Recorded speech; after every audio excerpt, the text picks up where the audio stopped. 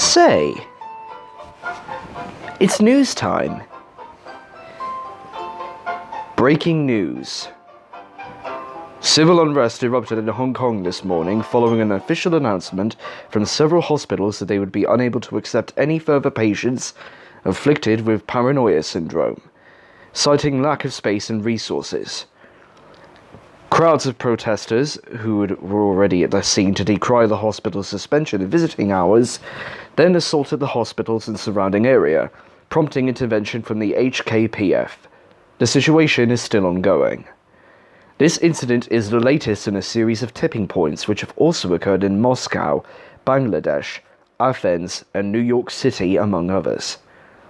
While most of the protests have been dispersed with no significant injuries or casualties, they represent a trend of growing unease about the seeming inability to cope with the ever-growing number of markets in freefall for the third consecutive day, with paranoia syndrome as the likely cause. Travel and airlines in particular have suffered significantly following an incident where 2 passengers aboard a JAL flight were afflicted with paranoia syndrome within an hour of one another. The flight was diverted and the victims were provided with medical attention. JLA has issued an official apology to the other passengers and commended the airline staff for their swift and professional response. However, the number of cancelled flights has continued to climb, with tourism suffering accordingly, as paranoia syndrome Anon. Is anybody out there?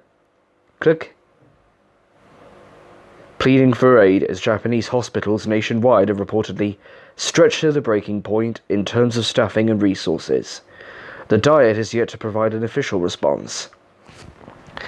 As with other hospitals, visiting hours are suspended, and the condition of many paranoia syndrome victims remains in doubt. It is unclear what the financial implications of the worldwide pandemic will be when any of it subsides. Of course we're all sick. We're letting it into our heads. Stop talking about it. Stop thinking about it. United Nations pleas for calm falling on deaf ears, as multiple nations demand that paranoia syndrome be condemned as a terrorist attack. The UN and WHO still have not released a comment on the cause or culprits of this ailment. Several major nations have threatened to step away from the table entirely, promising unilateral action if no clear party arises to. The wheels are turning. We're all going to kill each other at this rate. Every day feels like a year. My mom won't wake up. I don't know what to do. Hacker group Medjed released an announcement across social media, promising a major revelation regarding the paranoia syndrome incidents within the week. Further details remain unknown, but it has been speculated that the leak may be connected to a series of recent cybersecurity breaches across several Japanese hospitals. Medjed, which had fallen silent after its brief clash with the mysterious vigilante group, the Phantom Thieves, last year, has received an unprecedented amount of public attention following this announcement, as rumors continue to spread regarding paranoia expected to make a full recovery following his assault yesterday. Diet Councilman Torinosuke Yoshida, who had recently been re-elected to office after several public relations incidents early in his career, was attacked in the midst of a public gathering, as several individuals rushed from the crowd and struck him repeatedly before being detained by local authorities. Yoshida had become well known for his rallies in the Shibuya region during his campaign, and had reportedly called for this latest assembly as an opportunity for a transparent exchange of ideas and show of compassion for fellow citizens in light of the paranoia syndrome pandemic sweeping across the world. Reporters were not allowed inside the hospital where Yoshida was being treated, but he released a public statement via a representative earlier this morning, asking for leniency for the individuals who attacked him. He has declined to press charges. The attack on Yoshida, widely believed to be one of the more communicative members of the Diet, is the latest expression of mounting frustrations with the government and the inability to respond in the wake of paranoia. It doesn't matter anymore. Let the people die. What the fuck did Tora ever do to you? PS is just giving people the excuse to fuck each other up. And here I thought climate change was going to be what finished us off. Anyone else subscribing to MedJed? They better have something juicy. Just watch it all collapse. No one's going to fix this. Click. Number of cases has risen significantly, with any official census of paranoia syndrome victims failing to accurately account for the true scope of... Click. Planned protests and candlelight vigils for paranoia syndrome victims continue to grow as information remains... Click. Paranoia syndrome remains the #1 global search term as people search for answers regarding... Click. Police presence intensifying in the wake of paranoia... Click. Diet remains silent regarding paranoia... Click. World continues to suffer under paranoia... Click. Paranoia... Click. Paranoia... Click. Paranoia... Click. Paranoia... Click. This is how it all ends, isn't it? No. This is not how it all ends. The babble of bad news coaxing the populace in and out of restless sleep. The bodies which fell like cordwood in the streets and in their homes. The hands raised high at the sight of every victim. The phones at the ends of arms like eye stalks from which their lidless stares flashed. Seki Shimizu, tranquil in his hospital bed, a great weight upon the sheet of reality, distorting it around his presence until it began to tear. And as the new year approached, the world dug in its heels, terrified of facing tomorrow. Everyone else was assembled at LeBlanc when Yusuke and An walked in, several of them with curry-smeared plates, Makoto downing a cup of Sojiro's special house blend.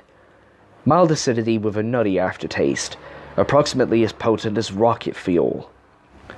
Futaba sat next to her, laptop open, not acknowledging any of their presence. Sojiro, still at his honored seat behind the bar, made a passing, disgruntled mention of the very large box that two reticent and bee-suited men had dropped off in the attic. If they hadn't mentioned Haru's name, then all of you would have been shit out of luck. Ryuji's booth was also occupied by an Akihabara shopping bag bearing the symbol of a grinning and goggle-eyed UFO. He seemed reluctant to let anyone see inside. Haru had a duffel bag in her seat, heavy enough to distend the cushion. They all appeared ready to go, and An's outfit drew a few compliments and a low whistle from Ryuji. But as the two of them described what they had encountered in the hospital, a pall settled over the entire group. "You're making it sound like the room was haunted," Sojiro said. "You've never run into anything like this before?" An shook her head. "Never. I mean, you remember what happened the last time the real world and the cognitive one got mixed up. Tokyo got really ugly. But that took the combined distortions of everyone in the city. If Shimizu alone is able to change his environment like that, then there's no doubt he's the one we're after. But I have no idea how he's able to exert such a powerful distortion in the first place," Makoto said.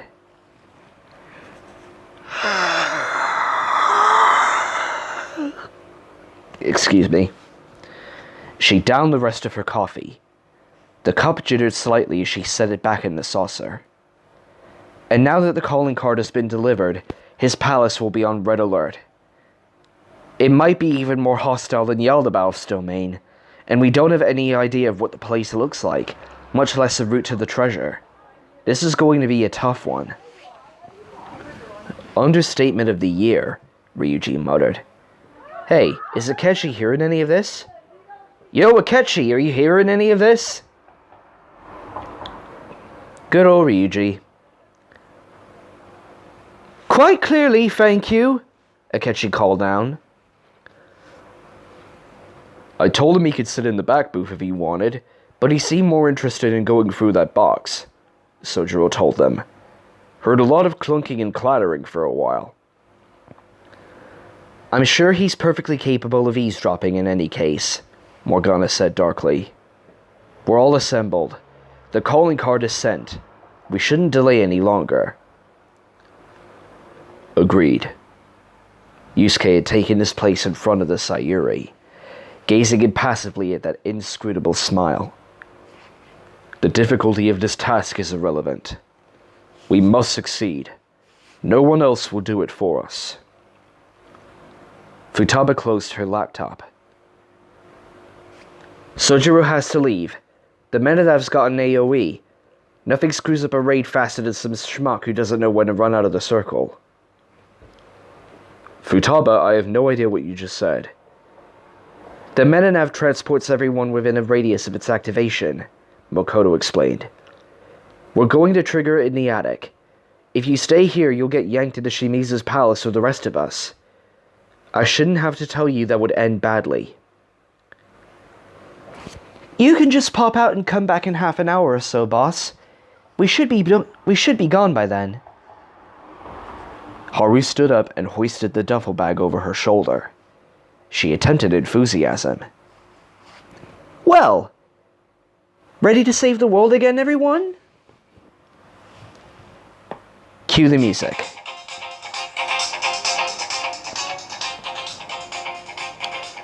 There's something I want to say. Oh. I was playing Persona 5 Life Will Change instrumental cover by Rapwned music on my tablet next to my phone as I'm recording this, so I'm gonna try and make sure that the music doesn't drown out what I'm saying and reading. Yes, I'm feeling green, thank you. All movement halted. Every head turned to Sojiro. He bent low over his coffee cup, looking into its depths like someone perched at the edge of a balcony. The craze of jagged reflections in his glasses clouded his eyes.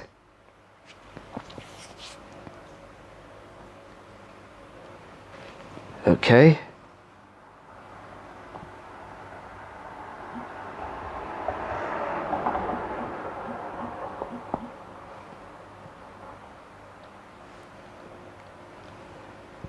The last couple of weeks, I've been staring at the TV while you kids ran all across the city. Some days it felt like you were the only ones trying to do something about this craziness. Everyone else has been useless. The police, the government, and me too. Futaba stood up from her seat. Sojiro, that isn't... No. Listen.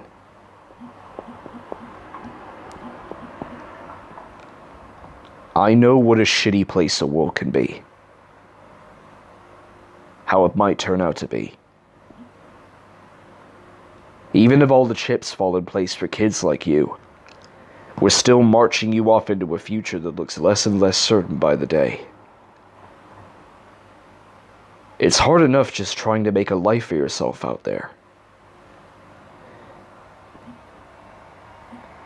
Meanwhile, all of you sit around and drink my coffee and act like this. This thieving business is just part of your routine. I don't know if you're actually saving the world, but you all act like it's nothing. It's not nothing.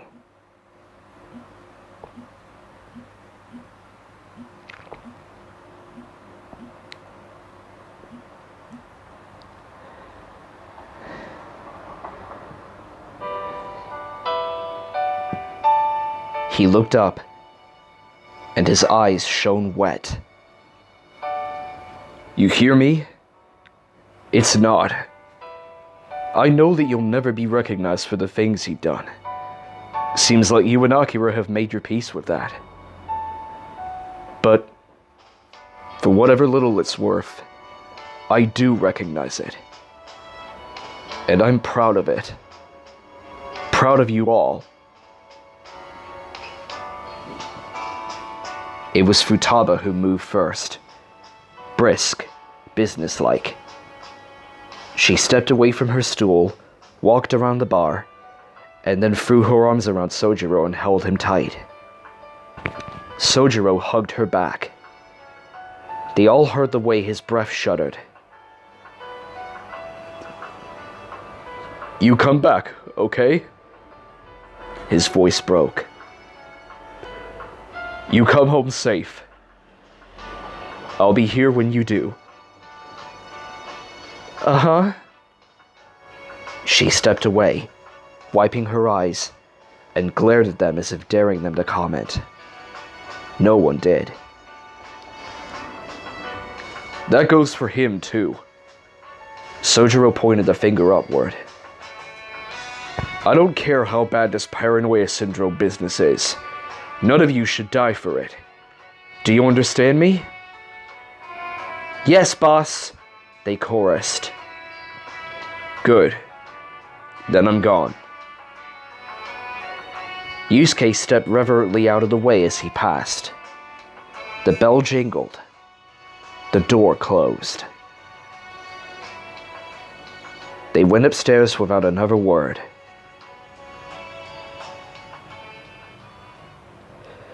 Akechi had moved from his old place at the sofa. He now sat on Akira's bed, solemn as a judge, his hands resting on his knees. Off to the side of the room was the large crate that EY's men had delivered to the cafe. Its contents were on the floor. All of their weapons, neatly paired off by user. They were scattered across the hardwood like augurs, Chian tongue sticks foretelling violence in their future.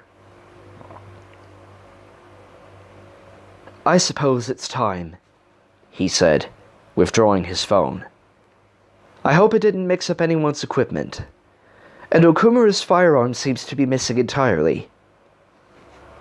"I brought my own," said Haru. She dropped her duffel bag on the floor and unzipped it. What she withdrew looked like a pump-action shotgun's bigger, meaner cousin, all weathered wood and oiled metal. The bore was big enough for any of them to stick both their thumbs comfortably inside, and still have room left over. "China Lake model, made to order." She tested the pump action, and the gun produced a meaty chunk. "Goodness, what a satisfying sound." The rest stared wide-eyed. Ryuji, who'd hung back by the stairs, leaned over and whispered to Morgana. "Yo, Morgana?" "I'm pretty sure our team's got some of the scariest women in the world." "You think Haru's crazy? You should see Urza Scarlet." "That makes all of us," Akechi said. "Now, as for the keywords..." "Hold up a sec." Ryuji strode across the room, and his shadow fell over Akechi. He offered the shopping bag. Akechi looked up at it quizzically. "I know the boss took your gun, and, good on him," Ryuji said gruffly. "But that kinda left you empty-handed, so I swung by Akihabara, and it ain't like I know what any decent models are, but there's this kid who hangs out in the arcades, and he knows Akira because of course he friggin' does. And he gave me some Rex that were, reasonably priced, and... yeah. Anyway." He put the bag on the bed and stepped away. "Here." Everyone mercifully withheld comment as Akechi withdrew a toy lightsaber and a silvery ray gun from the bag. He held them in his hands like he was trying to decide if they were edible. "I took him out of the packaging first," Ryuji said. He'd started to flush around the neck. "You know what a pain in the ass that shrink wrap can be. And batteries ain't included. Don't know if that changes anything." "It shouldn't." He took the gun in both hands and sighted down. "It has a good heft to it. Thank you, Sakamoto." "Yeah, whatever." He took up his own weapons and retreated into the throng. "Keywords," Futaba piped up. "Yes," Akechi agreed. "Keywords. I may not get it right the first time, but I know the concept behind Shimizu's distortion. After that, it's just a matter of finding the proper nouns. Real interested in knowing exactly what caused your little eureka moment last night. I stayed up thinking what I found that set you off and came up with nothing. It must be a powerful distortion indeed to affect such a wide area, Yusuke said. Akechi nodded. It is. And Futaba had it right the first time. She believed that she had found no evidence. But that absence was the evidence itself. He looked away from their confused faces. The final piece was his bedroom.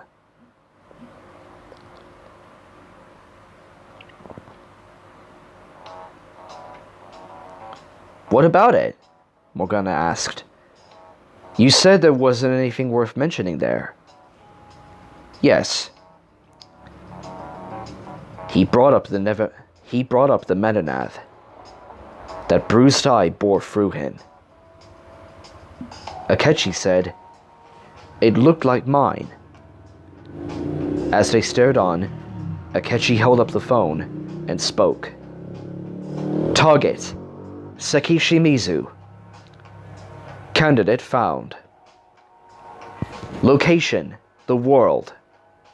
Candidate found. He looked around the room one last time. The Phantom Thieves, armed and in unison, nodded their assent. Distortion, said Akechi. Emptiness. Candidate found. Beginning navigation.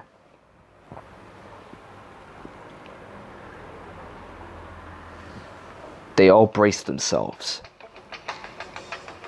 But that familiar sensation, the world falling away under their feet, didn't come. Akechi rose an eyebrow at the phone. He looked ready to say something. A question. An apology. Then, Candidate found. Beginning navigation. The phone grew warm in Akechi's hand. Candidate found. Beginning navigation. Candidate found. Beginning navigation. Candidate found. Found. Beginning navigation. Navigation. Candidate found. Beginning navigation. Candidate found. Beginning navigation. Candidate found. Beginning navigation. That serene voice warped and distorted and stuttered. Akechi grit his teeth as the phone grew hotter. The eye on the screen warped like wax, grew pale and choked with static, crowding out with white. The speakers fuzzed and the voice slowed until it only spoke the first piece of its intonation, sounding like an endless denial. And as it spoke, their guts all heaved, and the attic fell away one plate at a time, the wood wavering and peeling away to parts unknown. Can't.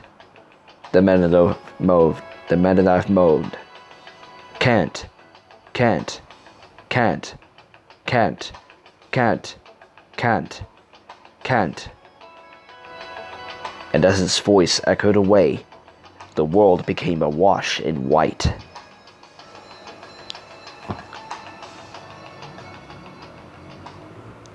They were in their thief garb, and here there was nothing at all.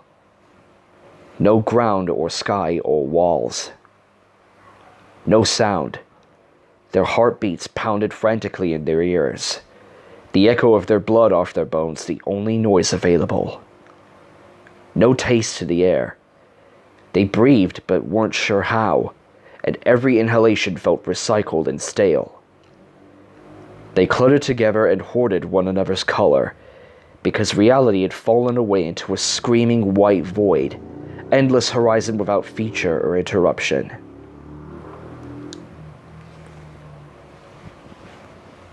Is everyone all right? Akechi asked. Even his voice sounded muffled, as if the sound was in search of molecules to knock together. We're fine, said Ryuji. Dude, your mask is still messed up. Akechi blinked, noticing his two-tone vision had returned. He touched the top of his mask and felt that familiar crack. Then his hands went to the sword and ray gun holstered at his side. It's not important, he said. At least the weapons made it through. Oracle, can your scans bring up anything at all? Pardon me.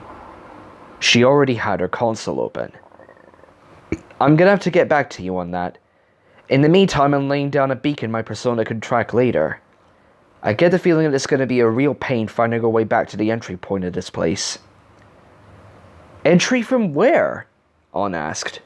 Where can we even go? I was expecting something bad, but this is... I don't know what this is. Where do we even... Everyone, look! Makoto cried. Look up there!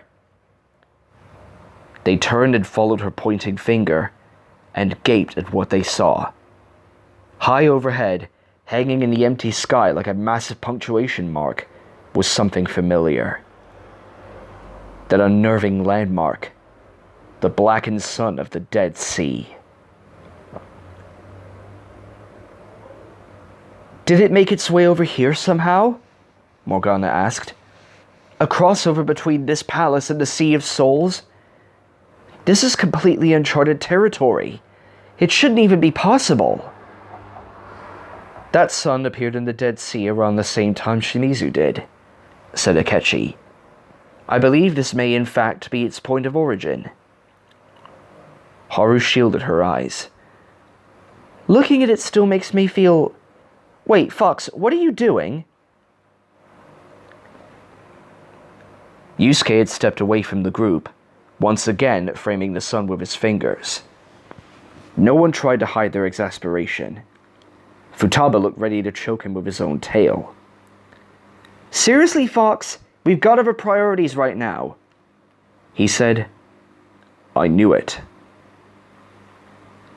They fell silent as he lowered his arms and turned to them. The eyes behind his mask slits were coolly impassive as ever. I thought there was something amiss when we first encountered it, he said. Now that I see it plain, with no distraction, the truth is clear. The solidity of the shading, the lack of any halo effect. And of course, there is the disorientation upon looking at it. One's depth perception... Shut up, Bike. One's depth perception goes terribly awry. It explains that weakening sensation, the feeling of falling in. Well, yeah, Ryuji said. Makes sense you'd get a little woozy if you stared into the sun. You misunderstand me. That is not the sun. It's a hole. A black hole! Wait, a black hole? Black hole? Hole? The hole that Akechi fell in last time? It makes sense! They had no reply to that, but what little color remained in Akechi's face drained away. Inexorably, their gaze was dragged back to that black mark, and they didn't look away even as that familiar nausea and cold anxiety weakened their knees and gripped at their hearts. Above was the crown of Seki Shimizu's palace.